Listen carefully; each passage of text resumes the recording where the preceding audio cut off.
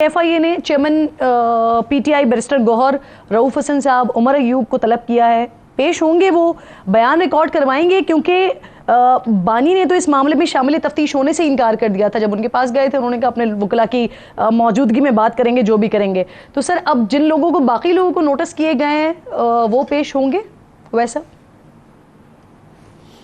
हाँ, मेरे ख्याल में पेश हो जाएंगे और डिपेंड करता है, वो फैसला कर लेंगे। ये शायद मेरा ख्याल है वो पेश होंगे और अपना बयान भी रिकॉर्ड करवाएंगे। इसमें there is nothing in it.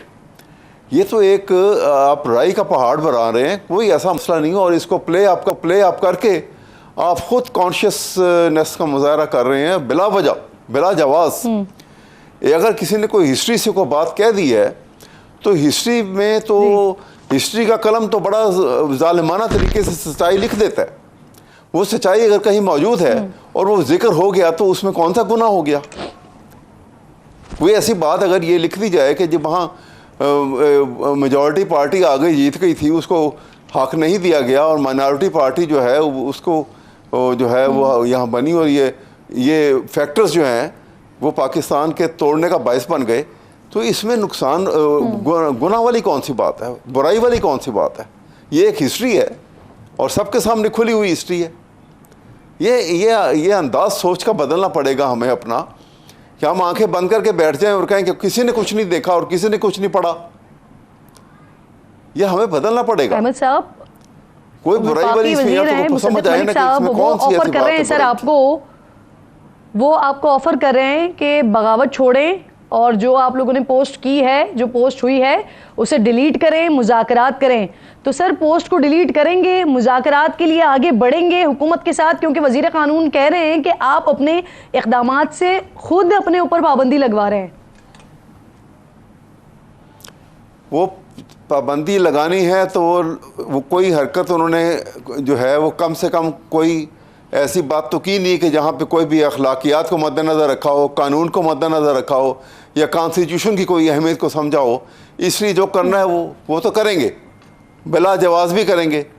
अब बगावत की कौन सी बात है इसके अंदर?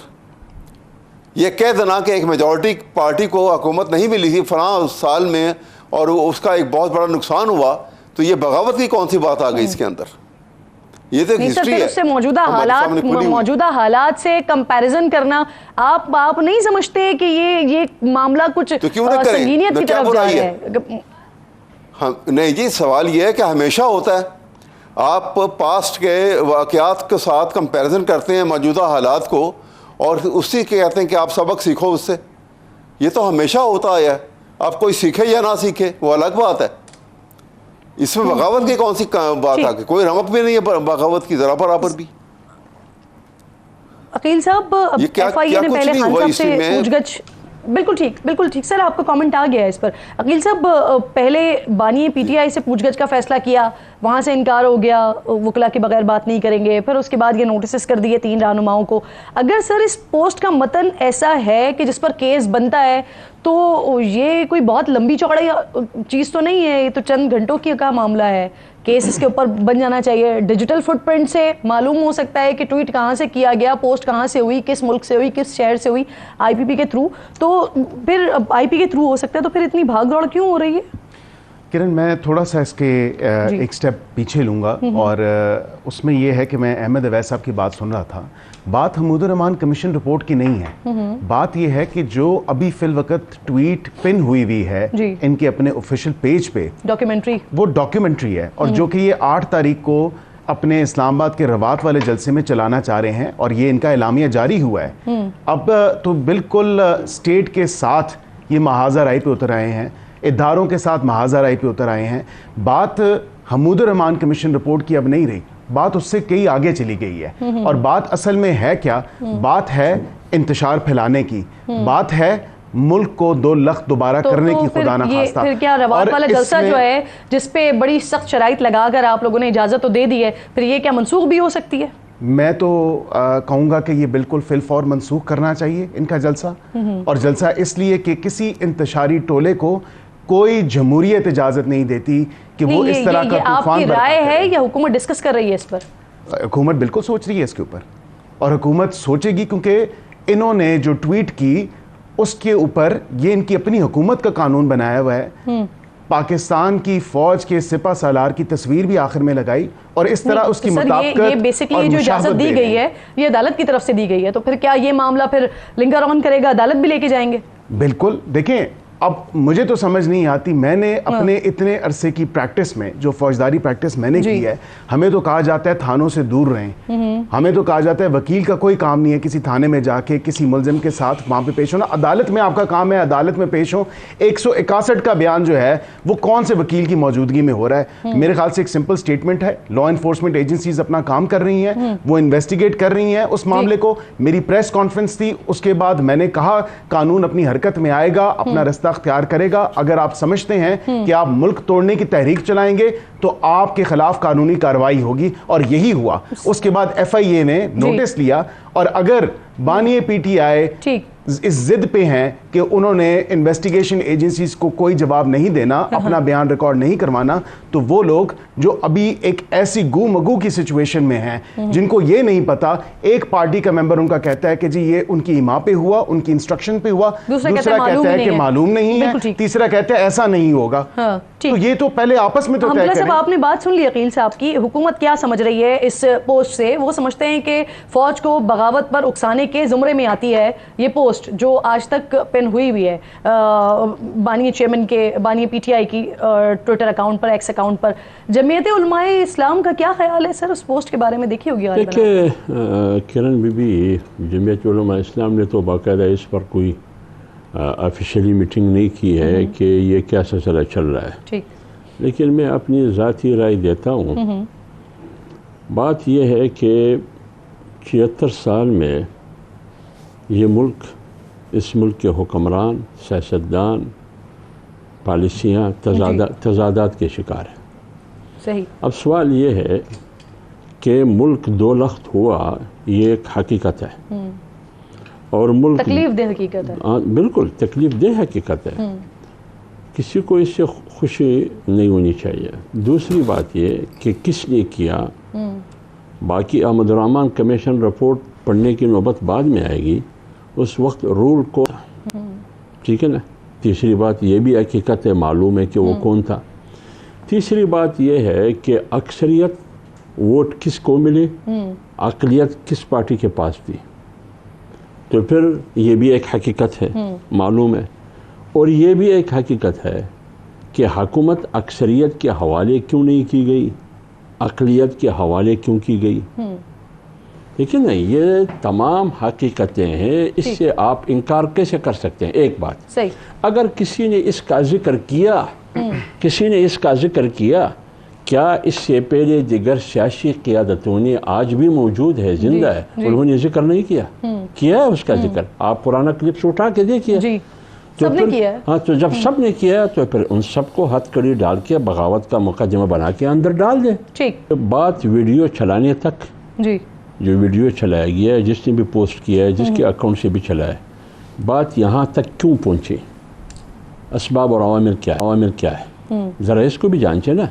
दूसरी बात यह कि सेठ वकार मरहूम ने एक फैसला दिया आर्टिकल 6 के तहत मुशर्रफ के ख़िलाफ़।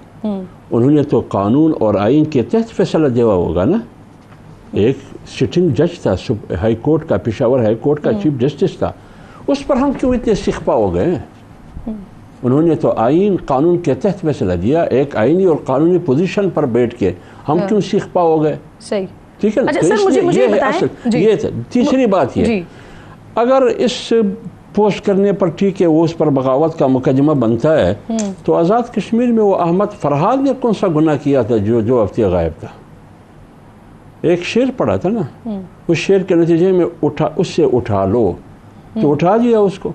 2 हफ्ते गायब था, कोई मानने के लिए तैयार भी नहीं था। शेर पुराना था, हाँ, जो भी था पुराना शेर के हवाले से पोस्ट करने पर उनको उठाया। तो कश्मीर में वो बेचारा क्या कर सकता है? इसका मतलब ये है कि यहाँ बोलने पर भी पाबंदी है, लिखने पर भी पाबंदी है, सोचने पर भी पाबंदी है। सरकार में बेसिकली मुदाखलत पे उठाया गया था। FIR जो हुई थी वो वहाँ से गुजर रहे थे, कश्मीर की पोस्ट पर नहीं है, वहाँ से गुजर रहे थे, कार्य सरकार में मुदाखलत हुई थी और फिर उस पर उनके ऊपर मुकदमा हुआ था। हमें पता है FIR कैसी हुई उनके खिलाफ, कार्य सरकार में उन्होंने क्या मुदाखलत की, कौन सा आसमान गिरा कार्य सरकार में मुदाखलत। ठीक।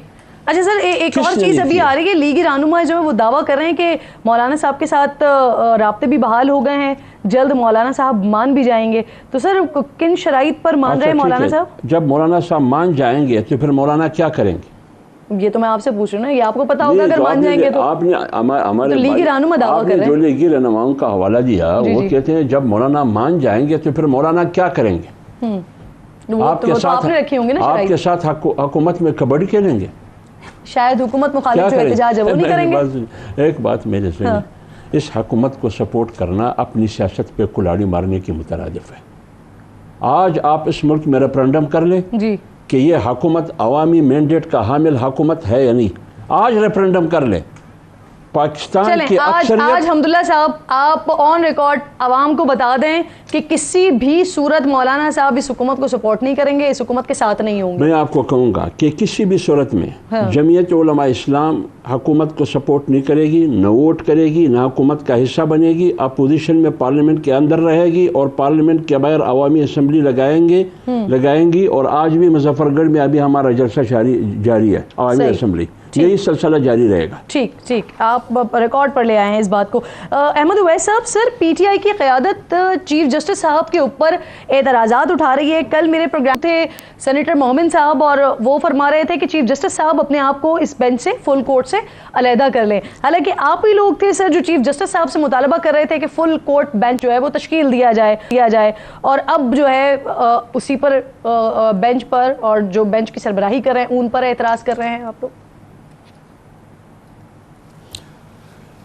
मेरे ख्याल में वो एक इस जजमेंट की बुनियाद पे कर रहे होंगे कि एक जस्टिस गुलजार साहब जब चीफ जस्टिस थे तो वो उस वक्त एक केस में जिसमें काजी साहब भी तशरीफ़ फरमा थे और बेंच के में बैठे हुए थे और उसके बाद कुछ इनके रिमार्क्स की वजह से उन्होंने ये एक बाकायदा रिपोर्टेड जजमेंट है जिसमें उन्होंने ये लिख दिया था कि आइंदा कोई केस जिसमें इमरान खान से मुतल्लिका होगा तो वो उसके अंदर उनको नहीं बिठाया जाएगा। तो उस रेफरेंस से शायद ये बात हुई होगी, वरना फुल कोर्ट तो अच्छी बात है, बैठ रहा ठीक है। और वो अगर अदरवाइज़ कोई ऐसी बात नहीं है, बैठना चाहिए, बैठें। अब अगर वो बैठना चाहते हैं तो ज़रूर बैठें और करें फैसले जल्दी जो करने हैं, लेकिन इंसाफ के पहलू को मद्देनज़र हमेशा रखना चाहिए जी इस बड़े मनसब के ऊपर बैठ के, और यही एक्सपेक्टेड है। सर कोर कमेटी ने ऐसा कोई फैसला नहीं किया कि वो चीफ जस्टिस साहब से इस बात की गुजारिश करें या रिक्वेस्ट करें कि वो बेंच से अलहदा हो जाएं, जो मोमिन साहब कल बात करके गए स्टूडियो में? मेरे इल्म में नहीं है, कोर कमेटी में ऐसी कोई बात नहीं हुई। अगर कोई ऐसे फैसले की नहीं, मेरे से कोई बात नहीं हुई, मेरे इल्म में ये बात नहीं है वैसे, बिल्कुल।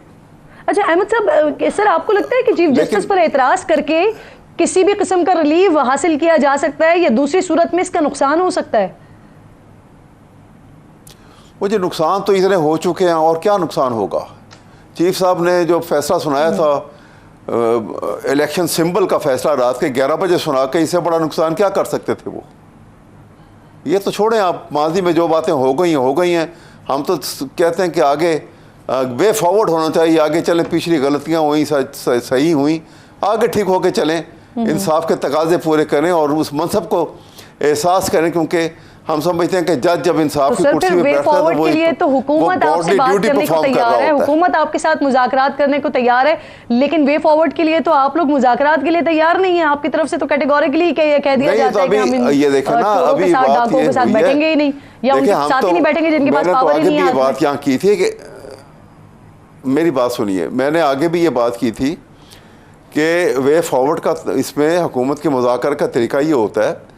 और आप अगर थोड़ी सी हिस्ट्री में चले जाइए तो जब भुट्टो साहब के ऊपर भी रेगिंग का चार्ज लगा था और बड़े एजिटेशन हो गए थे, तो उन्होंने भी बीइंग दी गवर्नमेंट उन्होंने मुज़ाकरात का हाथ बढ़ाया था, अपोजिशन को इनवाइट किया था और कहा था TOR ये होंगी और हम बैठ के बात करते हैं। इसी तरह से अब भी अगर ये करे ना कि ये TOR होगी, हम बैठ के बात करने को तैयार हैं, देखिए बात शुरू हो जाएगी। ये लॉफ्टी स्टेटमेंट के साथ मसाइल नहीं हल होते, बात तो ये है। और बात वही आ जाती है कि ये इनके अंदर वो कॉन्फिडेंस नहीं है, ये देखते हैं ऊपर की तरफ। और कॉन्फिडेंस इसलिए नहीं है कि जिस तरह अभी मौलाना ने बड़ी सही बात की है कि आज रेफरेंडम करवा लें, इनको पता लग जाएगा ये कितने पानी में है, क्या पोजीशन है इनकी।